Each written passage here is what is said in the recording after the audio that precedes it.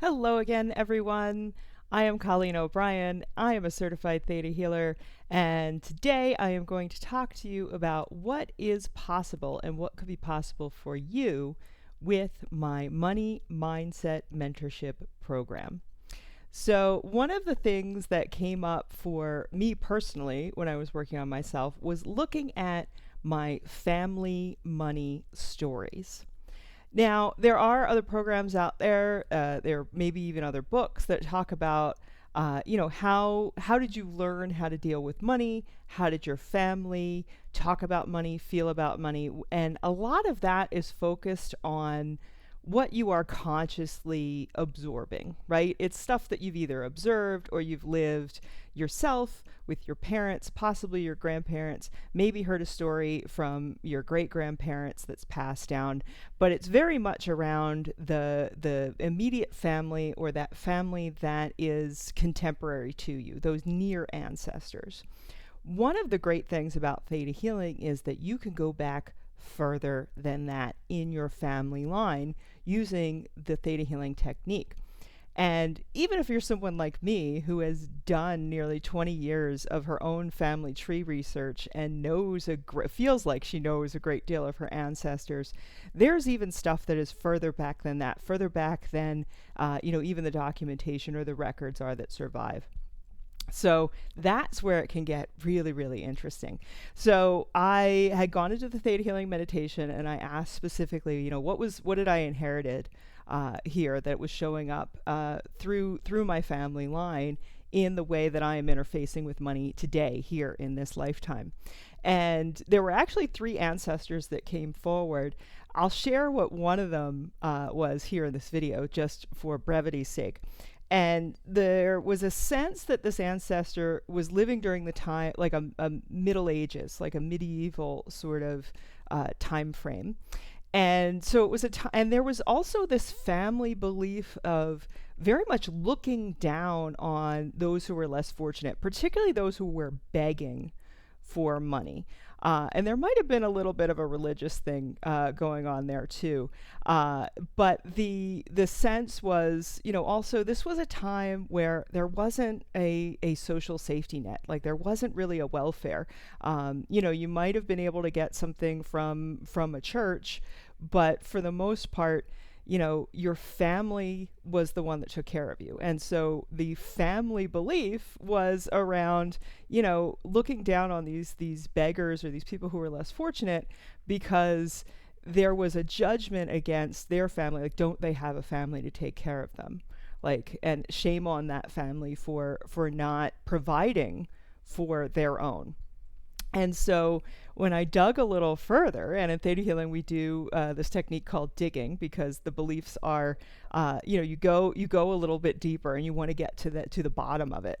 So that bottom belief, and I'm going to read it because I want to make sure I get it correctly. So forgive me for here's my notes. And so that bottom belief was, it is better to have not enough than to have too much. So as I'm saying that, there is a little bit of a religious undertone to it, but the main thrust of it was that because you had to take care of your family, your extended family, if I, as an individual, I'm going to say I because of course I was embodying the belief, if I had more money than I needed, I really wouldn't be able to enjoy that because that would go into the welfare for the rest of the family. Whether that was, I was still managing it or was going into some sort of collective community pot sort of thing, doesn't matter. The fact is that anything above what I needed, I wasn't going to benefit directly from it. So what was the point? It was better for me to just not have enough than to have too much. So, and again, it was like just slightly, I could get by, but I didn't want to have to be the provider. I didn't want to have to be responsible for, an entire family. So that I was literally, to this day, shunning having too much money show up because I didn't want to have to support other people with it. And how amazing is that? And how powerful are we that we could carry down a belief that, I mean, this was from like the 1200s. So it's an 800-year-old belief that I inherited from my family, which benefited those generations at that time. But now, like, I'm ready to have more than enough.